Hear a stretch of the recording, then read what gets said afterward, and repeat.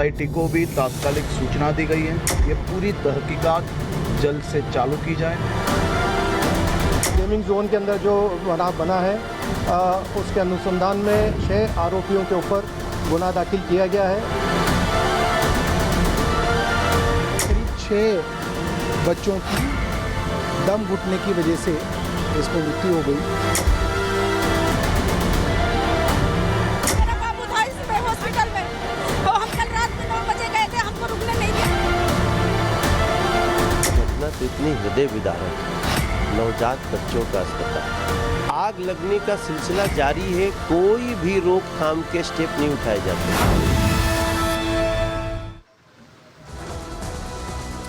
नमस्कार, बहुत स्वागत है आपका। आपके साथ मैं हूं मृदुल शर्मा और आप देख रहे हैं मेरे साथ प्रहार। और प्रहार में आज मैं एक बात कहना चाहता हूं। सबसे पहले 2 तस्वीरें आपको दिखाता हूं दर्शकों।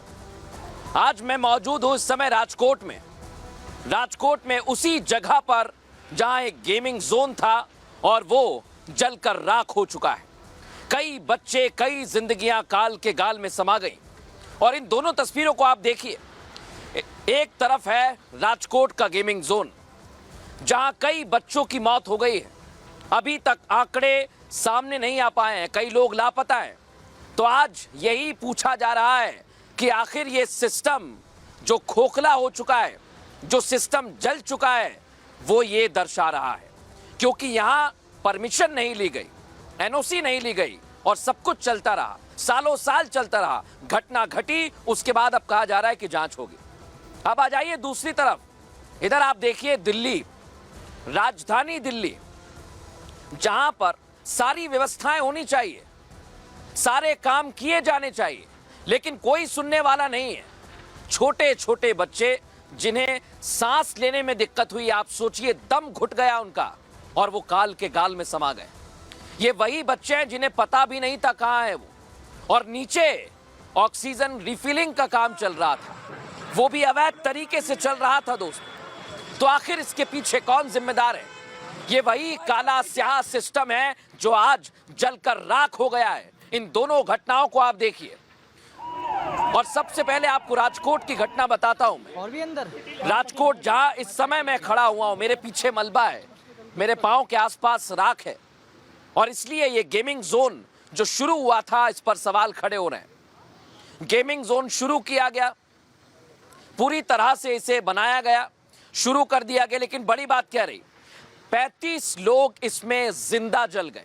इतना ही नहीं, 35 लोगों में 12 बच्चे शामिल थे। सोचिए आप, हादसे में करीब 25 लोग हैं जो झुलस गए हैं और अभी भी अस्पताल में भर्ती हैं। मुख्यमंत्री भूपेंद्र पटेल पहुंचे, मुलाकात उन लोगों से की, घायलों से मुलाकात की। राज्य सरकार ने मुआवजा भी दे दिया। मृतकों के परिवार वालों को 4 लाख रुपए मिलेंगे, घायलों को 50,000 रुपए मिलेंगे और एसआईटी का गठन किया गया। एसआईटी जांच करेगी। लेकिन इतने भर से काम नहीं चलने वाला है। इस घटना के बाद सवाल खड़े हो रहे हैं और सुलगते हुए सवाल इसलिए हैं सिस्टम पर, क्योंकि सिस्टम को पता ही नहीं है, ये सोता रहता है और एकाएक जब घटनाएं घटती हैं तो ये जाग जाता है। इसलिए आज पूछ रहा हूं मैं, राजकोट में अग्निकांड की जो घटना घटी, उसमें मौत हुई, उसका जिम्मेदार आखिर कौन है? आज पूछ रहा हूं मैं, बिना परमिशन के ये गेमिंग जोन इतना बड़ा कैसे चल रहा था? सवाल एक और है, गेमिंग जोन ने फायर एनओसी क्यों नहीं ली थी? अब आ जाइए दिल्ली पर। दिल्ली की घटना कोई छोटी घटना नहीं है दोस्तों, उस पर भी सवाल खड़े हो रहे हैं। दिल्ली के बेबी केयर सेंटर में आग कैसे लगी? कौन इसके पीछे जिम्मेदार है? कैसे सुधारा जा सकता था? और मुआवजा देकर क्या आप मासूमों की मौत की भरपाई कर लेंगे? कई सारे सवाल मेरे साथ हैं। खास मेहमान जुड़े हुए हैं, मैं मेहमानों का रुख करूं उससे पहले आपको एक खास रिपोर्ट दिखाते हैं, फिर करेंगे सवाल जवाब।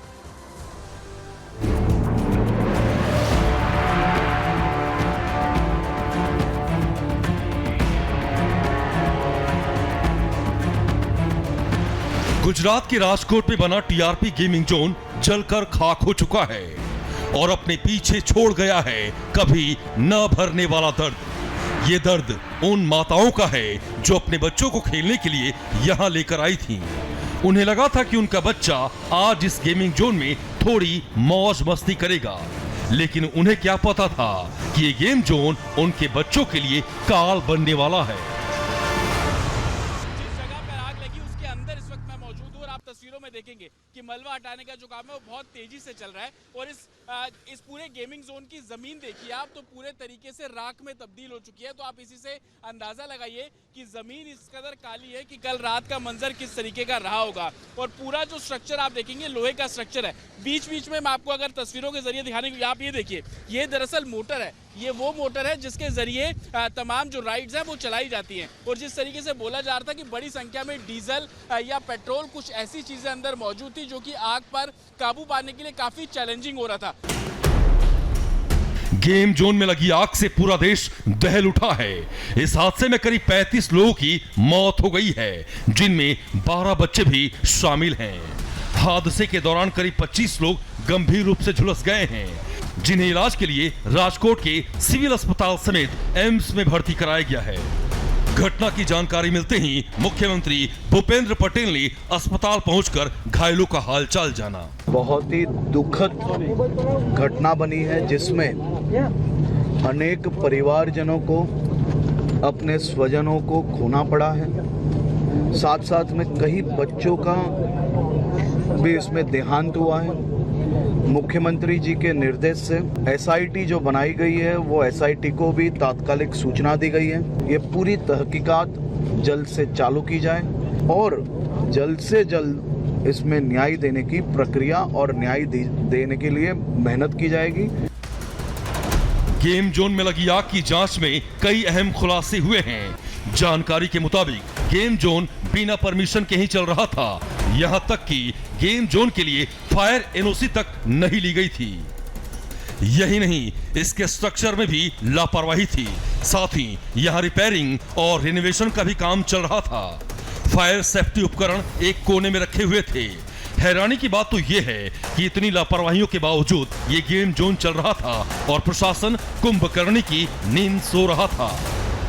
राजकोट अग्निकांड में कई सवाल खड़े हो रहे हैं कि आखिर आग बुझाई जा सकती थी तो क्यों नहीं बुझाई गई। उसका कारण मैं आज आपको बताने वाला हूं। ये आप देखिए, ये वो पाइप है जो मेन गेट से आ रहा है दर्शकों। जहां पर आग लगी हुई है वहां से सीधा पाइप अंदर आता है और आग बुझाने में इसका उपयोग किया जाना था। ये चमचमाते हुए रखे हुए हैं पंप, लेकिन इनका इस्तेमाल ही नहीं किया गया। ये शुरू ही नहीं हुए। ये पंप लाए गए थे और इसका उपयोग भी किया जाना था। यानी अभी ये सवाल खड़ा होता है कि आधी से ज़्यादा चीज़ें अंडर कंस्ट्रक्शन थी, अभी एनओसी नहीं दी जानी थी,